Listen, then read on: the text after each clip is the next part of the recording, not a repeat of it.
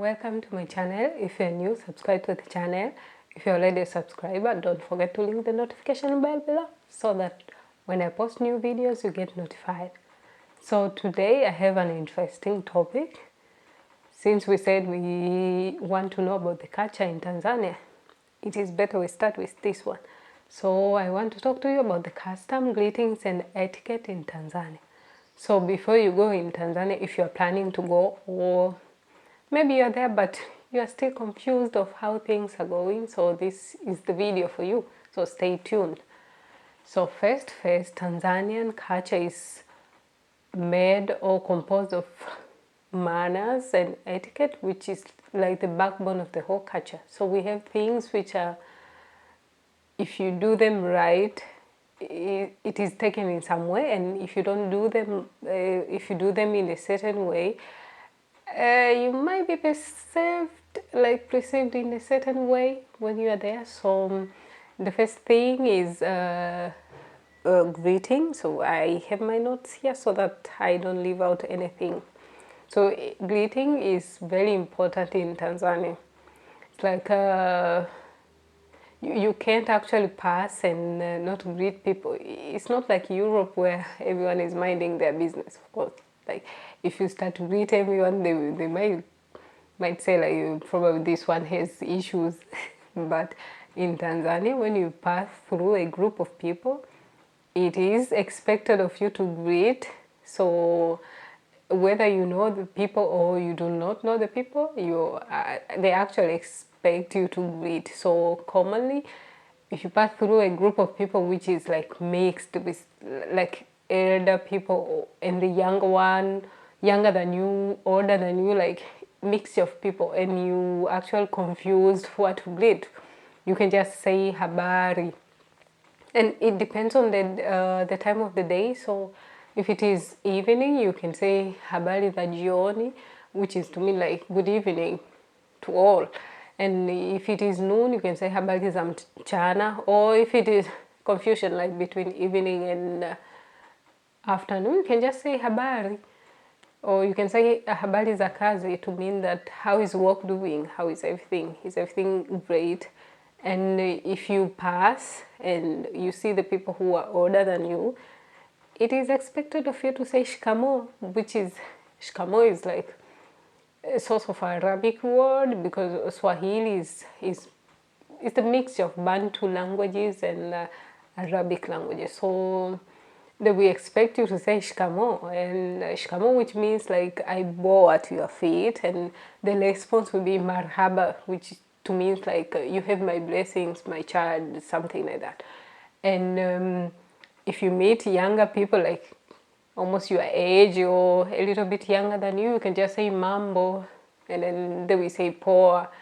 Or we use the other word which is like mzima, and then we answer mzima to mean like are you well, I'm well, something. And there is this thing which American YouTubers or white people, they be saying that, oh, young people in Tanzania, they greet by, they say jumbo. Jumbo? Excuse me, jumbo is for tourists, and not only tourists, white tourists. So those who are going there and expecting to greet young people by jumbo, it is not it. We actually don't even use that. I think we use that in tourist areas to tourists. But younger people, you say mambo, not jumbo. Jumbo is for mzungus. Mzungu, which is white people. And I've seen this a lot also, like people say like, oh, mzungu is a traveler. In Tanzania, they say traveler or wanderer. It is not that. Mzungu means a white person. So if an American goes there as a tourist, we can say, oh, see the mzungu, see her. No. As long as you are black, you are just black. If you are white, then we use the word mzungu to mean like you are foreign, you are not for the land, because we will consider black people are all Africans. Doesn't matter where you are born or where your ancestors landed in, but originally they came from Africa. So we cannot say to a black person, a black American mzungu. No. So to the next point is food. So food is also an important part of the culture. and normally people would gather around, talk about things, something like that, over food, or take a tea or something like that. But one thing to notice, which is important, like when you are given food, you cannot sniff the food. Like, let me sniff and try if it smells nice. No, no, no, you can't do that in Tanzania. It is considered rude. Yeah, I know. In some cultures, they will say, "Oh, you're too complicated. Oh, you're too conservative." But that is it. Like in Tanzania, you can't sniff food. When you are given food, you just have to eat it, and then give compliment later after you eat. You can't sniff food. So, my fellow tourist or someone who wants to go in Tanzania, you should know that. So, and why do I say these things? Because sometimes you go in a place and you feel like you're out of place, or like you don't know what is going on. So it is better to know what is going on, so that when you're there, you are not shocked. This is something you could know before. And the third one is hands. So culturally, we use the right hand for everything, eating, passing things, something like that.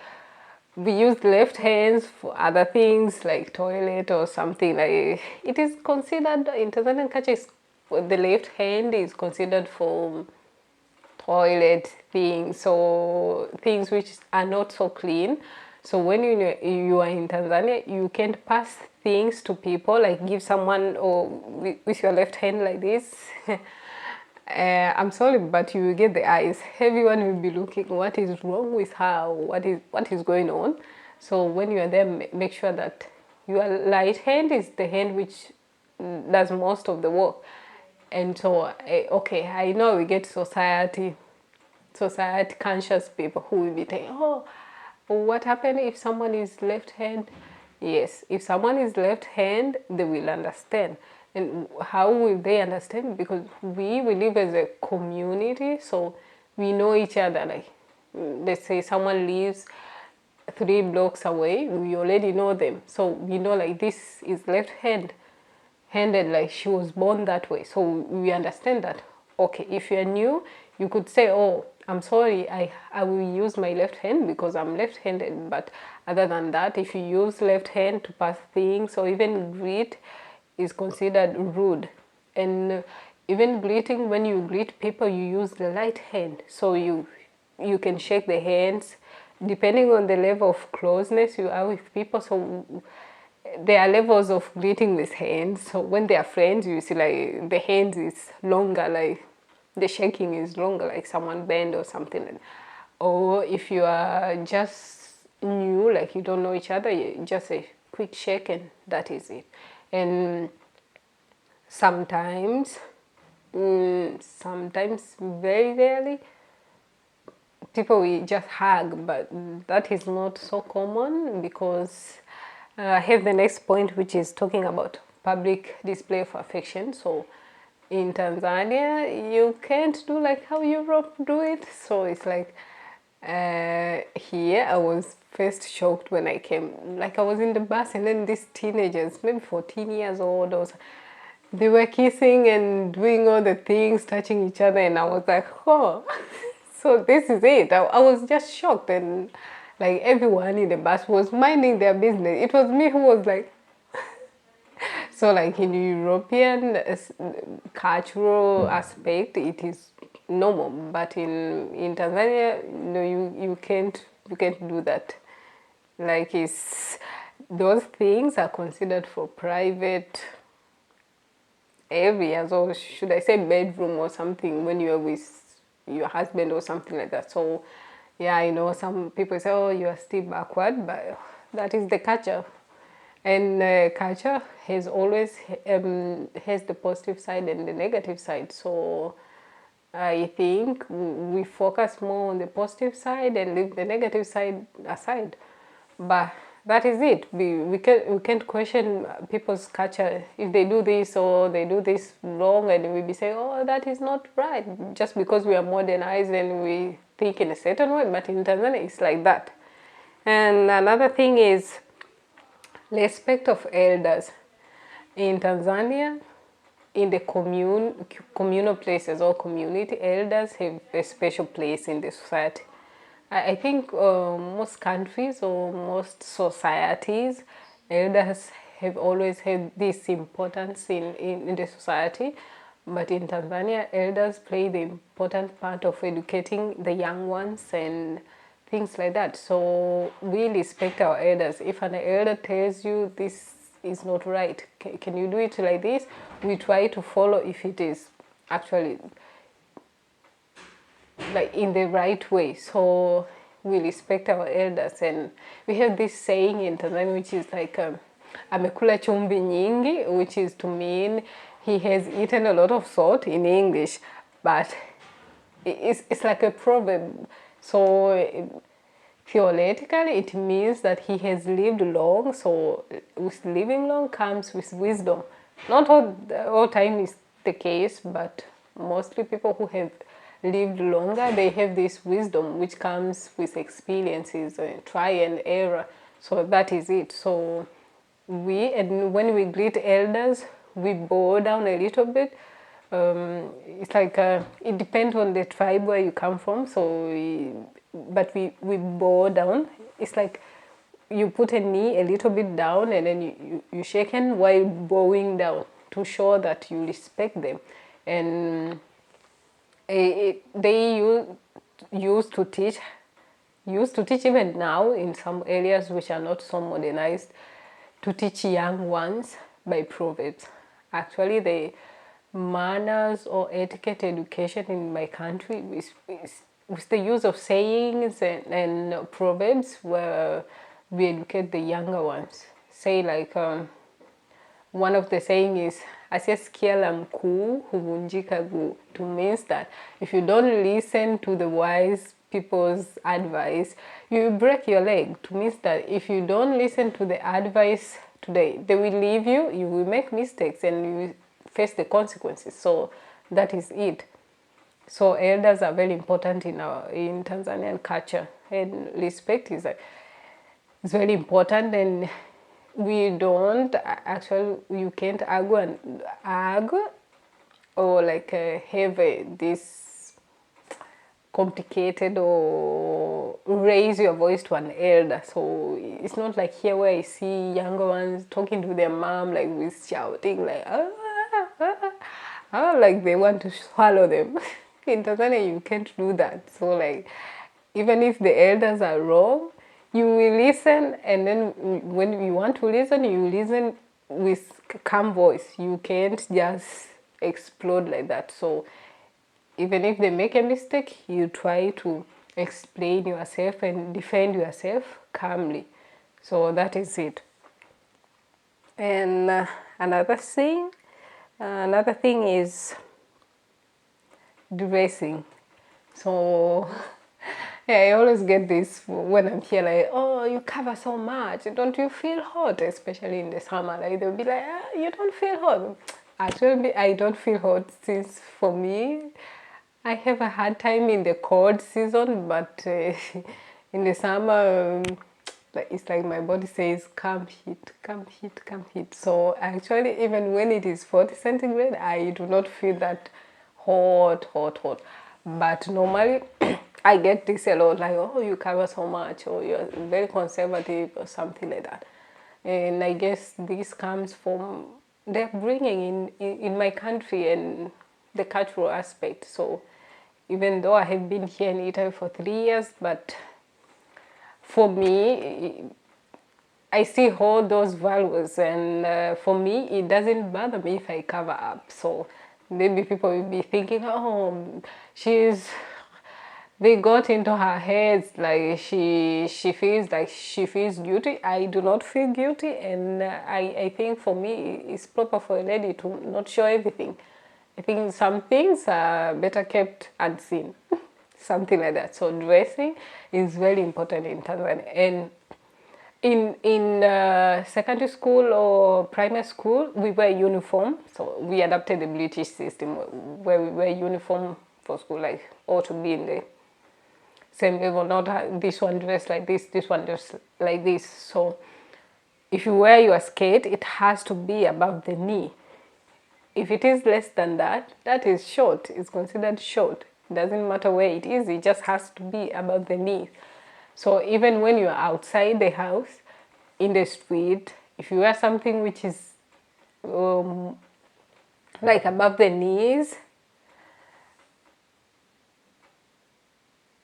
something shorter than like where the knees are, it is considered short. And then if you wear something too tight, also it gives a certain impression. So not to say like all people who wear that they are like that, but in my country, if you do that, they consider you like as the P word. So I will not say it here, but the P word.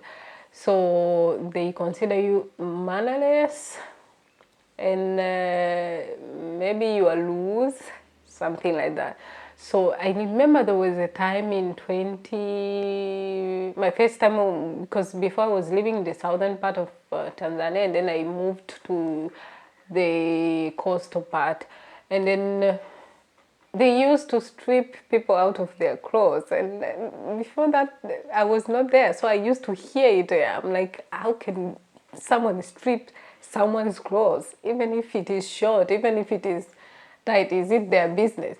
But when I was there, I actually saw people stripping people their clothes. Like if you wear something so tight, the men will strip you out of the clothes, saying that if you wanted to wear something like this, meaning you wanted to show everything, so why not just show it a bit, show like everything, so that we can see it. So things have been like that. So dressing is very important when you are there. Even if you're a foreigner, okay, we understand when we see foreigners, we don't care so much. But when you're black, especially black American, sometimes it's hard to know that you're black American. So if you wear the short short, you see the eyes. Like people will be looking. Sometimes they will not do that, like strip you out of their clothes, but they will be saying things like, oh, dada, how come you wear this? Dada to me, like sister, how can you wear this? Like that is for the bedroom, that is for the inside, it's not for the outside. And especially in the coastal part where it's more influenced by Muslim culture, so there you can't wear something short and leave breast outside and something like that. So dressing is very important.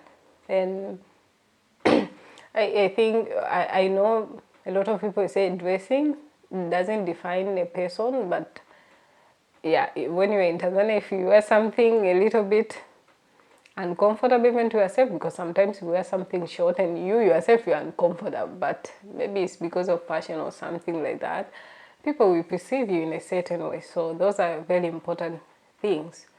So that will be it for today. And just remember that when you are in Tanzania, keep the left hand to yourself. And it will be good to try and fit in the society. We don't need you to fit in, but if you want to enjoy your travel and things like that, better do. When you are in Rome, they say you do what the Romans do. That is it. So it is important to know the culture of the people where you're going. Not only in Tanzania, but if you're going somewhere, know their culture. If you know their culture, it will be easy to integrate in the society. So that is it for today. I hope you enjoyed the video and hope to hear more from me. And okay. I will be introducing a series called Tanzanian Food 101, where I will show different kinds of food and how they're eaten, how we do it with our food. So stay tuned, and if you're already a subscriber, thank you and welcome again next time. If you didn't subscribe and you're just looking at the video, please subscribe and share it to other people. And those who subscribe, don't forget to ring the notification bell below so that when I post new videos, you get notified. Here from Italy, we say ciao ciao.